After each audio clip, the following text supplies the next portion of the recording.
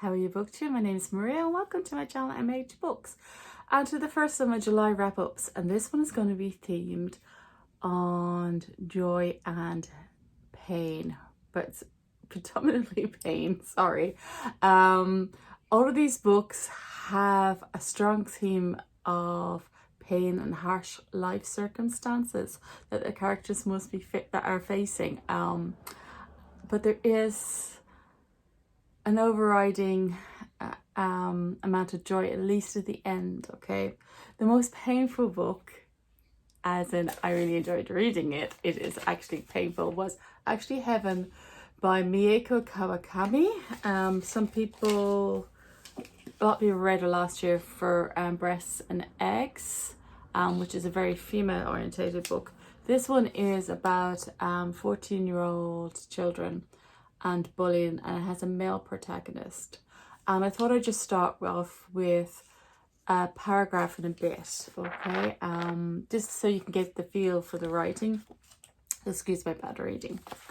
So, round blossoms with giant petals of light pink and white, popping up like carefree afterthoughts from a surface of dry algae.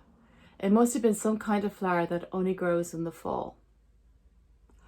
But captivated as I was, I realised this was just another marvel from a world that would never accept me. The only feeling that was truly mine was the pain lingering in my nose. The pain was receding, easier to handle by the day, but it felt like my spirits were never going to lift, no matter how long I waited for change. So, character is quite despairing at this point. So, in this one, as I said, we have bullying between 14-year-old kids. And this is our main protagonist. I'm not sure that it's a great thing. It was what he does. Our main protagonist has a lazy eye, and that's the reason for his bullying. And he is he's been bullied and been left alone for most of his life. And one day he sees a note in his desk in school, and the note asks him to meet somebody, but he doesn't know who it is.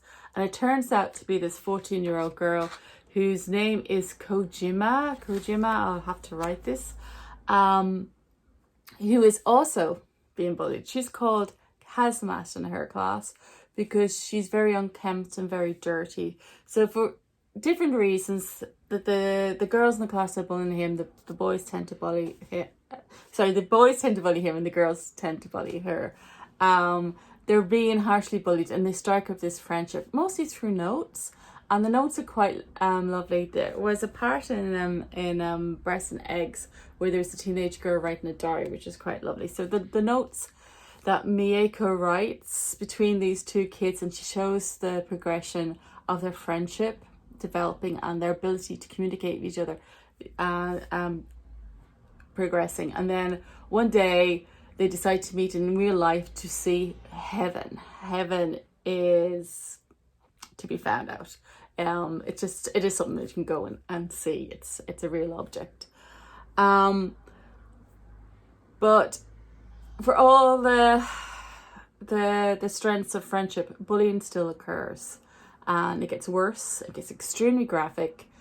If you are anyway triggered with bullying or with violence, do not read this book. It goes into a lot of direct descriptions of it.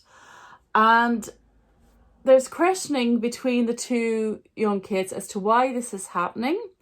There's direct questioning, and this is where I thought there was a little bit of a weakness, whereas where one of the kids who are bullying are asked directly why they do this, and they give this answer which is haunting me still.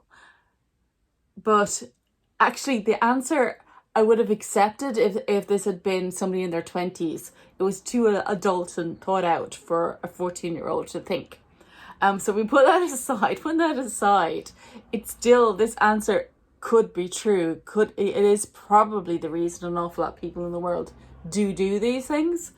So it's haunting for this, 14-year-old kid to deal with. And then they're both questioning, both children are questioning why they let this happen to themselves. And I'm going to call her Hamnet because I can't pronounce her Japanese name, and that's a terrible thing to do, is to call her her name that she's called when she's bullying. But our young female character has a unique reason for it, and all of this is, you know, coming to a conclusion. There is some joy towards the end of this book. It has the least joy of all the four I'm going to talk about, and it's only for one of the characters, not for the other. But very well written. It's similar to the first part of Breasts and Eggs, which was the original novella. She suits this form, I think. I have to read some more of her work, and I will definitely be picking up some more Mieko Kawakami in the future. Oh, I'm sorry. And the translators were two translators, Sam Bett and David Boyd, and translated into American English. So I think actually we should be probably talking about the languages, because there are two different practically versions of English.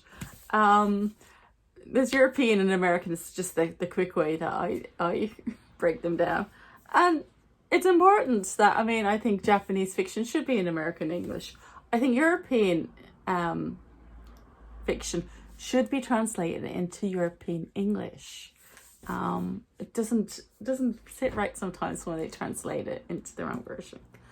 Okay, the next myself into a dead end there, so we're going to start again. Louise Nealon's Snowflake is a big deal in Ireland at the moment. It's reached it's in the like the top 10 books in nearly all bookshops who list, you know, they arrange them in their top 10s. This is a favorite now. It's not it is has been heavily promoted here. Like these special editions that are signed, and we got free tote bags. So I mean, like, we got a lot if you picked up this book quick. So the publisher was pushing it.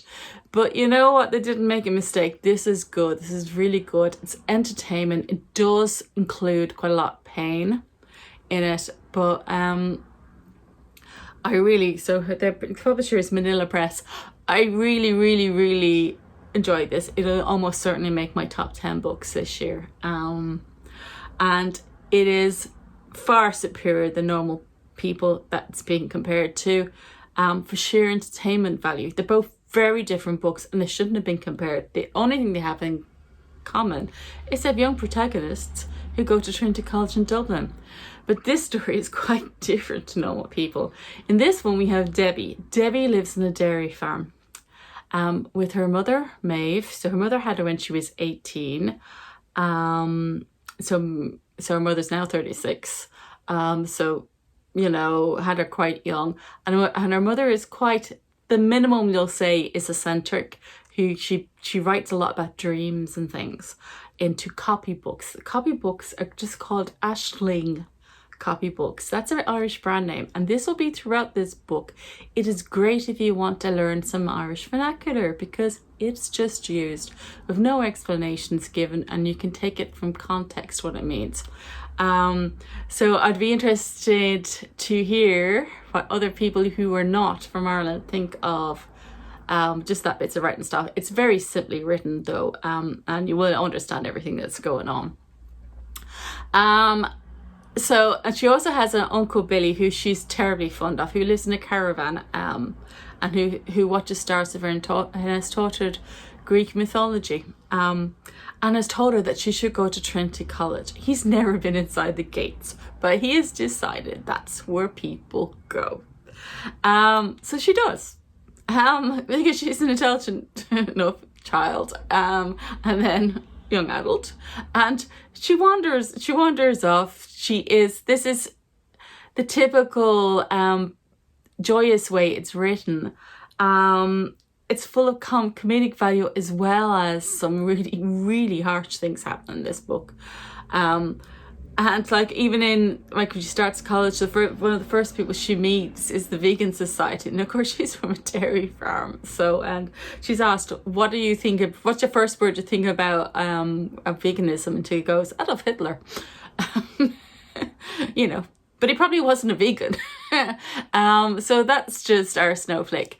She meets friends while in college, most notable being Zanti, who she thinks is actually pronounced Santi the first time that she hears it.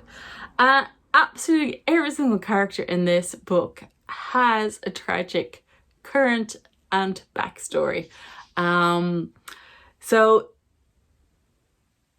ultimately it's everybody, it's fulfilling. Somebody dies in the book. There are attempts and there's attempts at suicide. There's depression, an awful lot of mental illness, an awful lot of descriptions of how the Irish systems are not, how the characters go looking for seeking help and never get the help, yet always written with a sense of joy.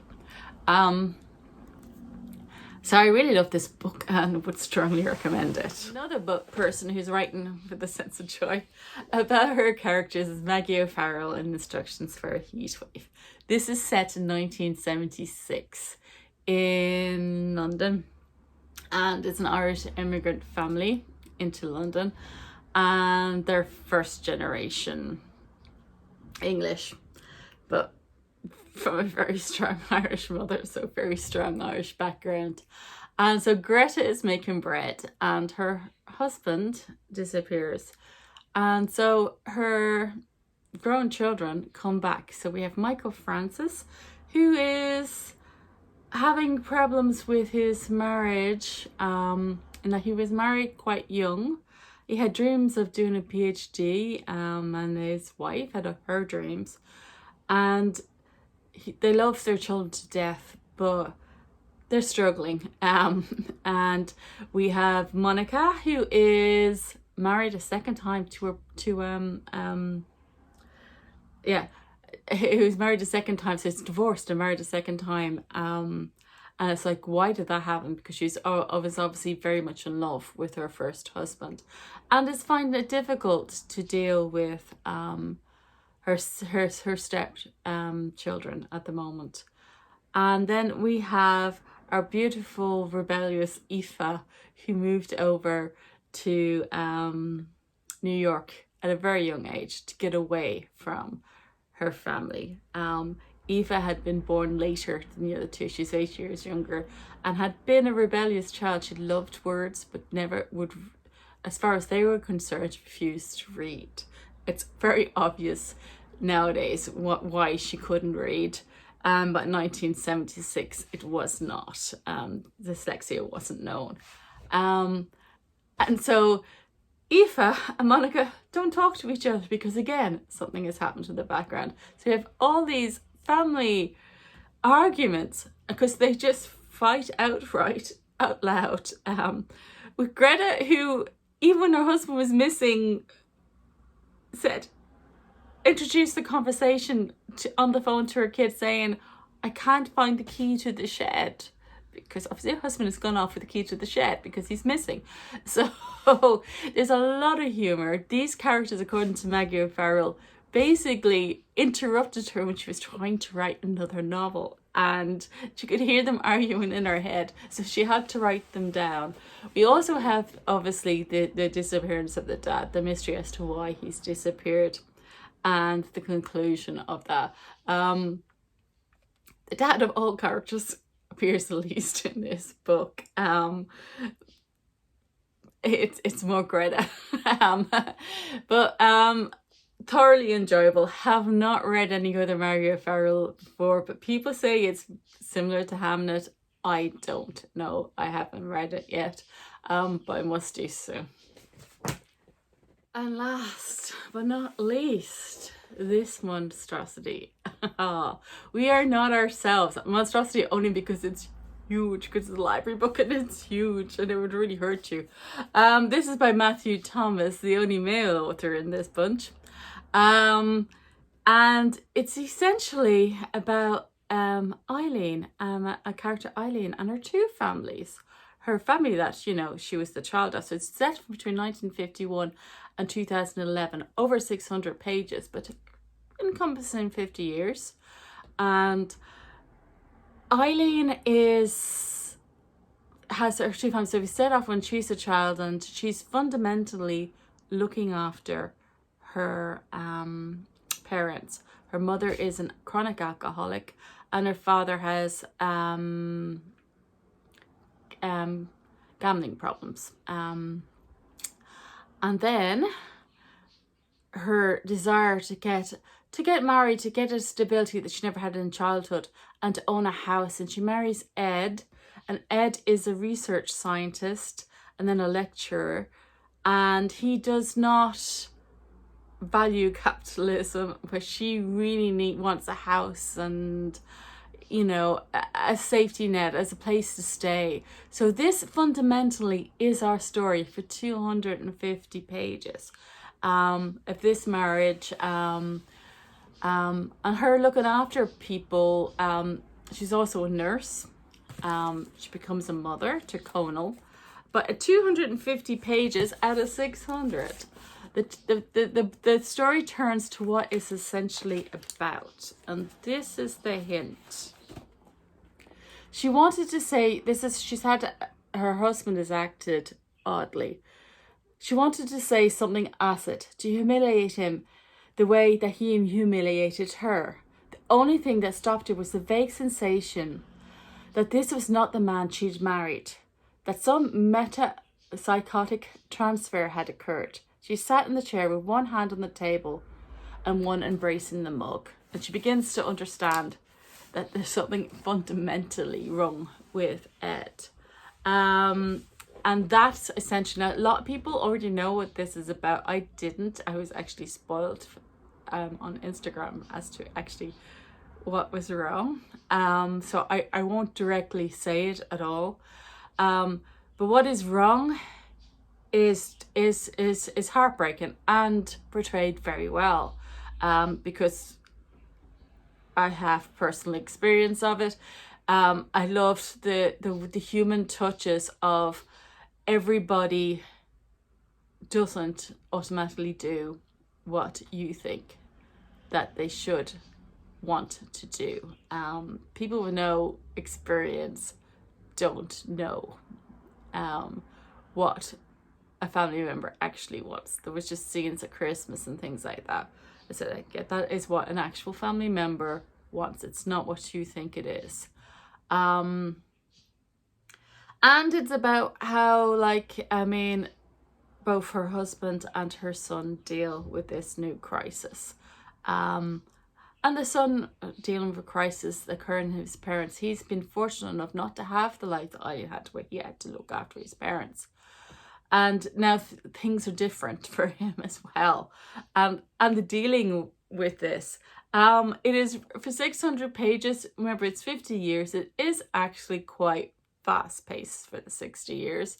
I think it's a very poignant ending and a very life affirming ending, because life is what it is in this circumstance. And in a way, it's probably, of all four books, the more realistic of all the four endings of somebody having something in their life which is tragic and sad.